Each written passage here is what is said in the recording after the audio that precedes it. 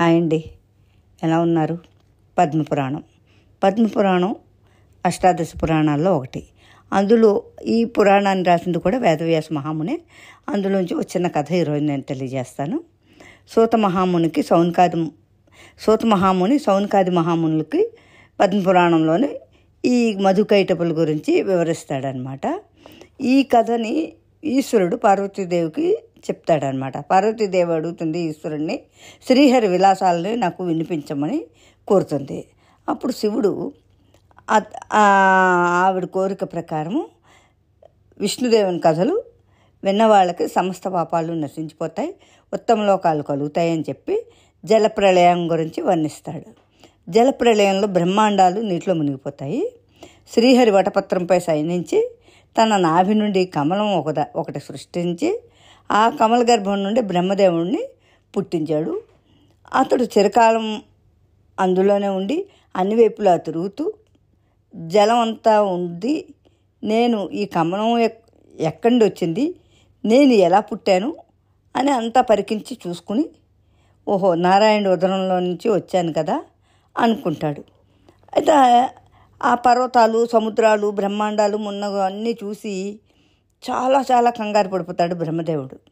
ఎలా అయితే వచ్చాడో మళ్ళీ అదే రహదారి నుంచి ఆ బ్రహ్మకమలం నుంచి మళ్ళీ ఆ నాభిలోకి మళ్ళీ వెళ్ళిపోయి ఆలోచిస్తూ ఉన్నప్పుడు అతనికి ఒక పదం 2-3 సార్లు వినపడుతుంది. ఏంటి అంటే తప తప తప అని.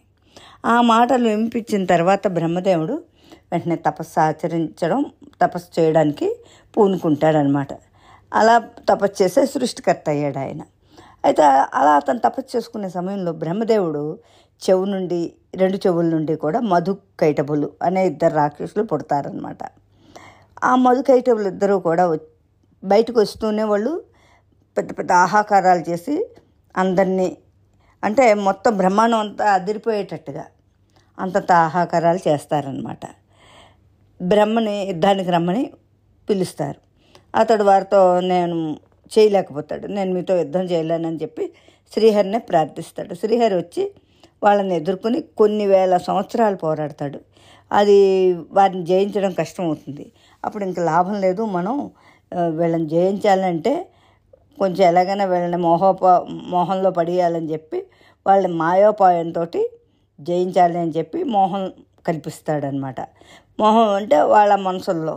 అప్పుడు ఆ మోహావేశంలో వాళ్ళు అంటారు రాక్షసులు, నువ్వు చాలా బాగా యుద్ధం చేస్తున్నావు మాతో ఇన్ని సంవత్సరాలు బట్టి, నీ యుద్ధానికి మేము మెచ్చుకున్నాము, నీకేం వరం కావాలో కోరుకుంటారు. అంటే అప్పుడు శ్రీహరి, మీరిరువురు నా చేతుల్లో చనిపోవాలి అని అంటూ మీరిరువురు నా చేతుల్లో చనిపోవాలి అంటాడనమాట. అంటే అది విని వాళ్ళు ముందు ఆశ్చర్యపోతారు. సరే మాట ఇచ్చాం కాబట్టి తప్పకుండా నెరవేరుస్తాము, ఎక్కడైతే నీరు ఉండదో అక్కడ మమ్మల్ని నువ్వు చంపాలి అంటారు. ఏమంటే అదంతా అప్పుడు సృష్టి స్టార్టింగ్ కదా, అంతా నీరే ఉంది. అంటే ఎక్కడ నీరు లేదు, సరే అయితే అలాగే అని చెప్పి విష్ణుమూర్తి అంటాడు. వాళ్ళు అనుకుంటారు అంతా నీరే ఉంది కదా, ఇతను ఏం చంపుతాడులే మనల్ని అనుకుంటాడు.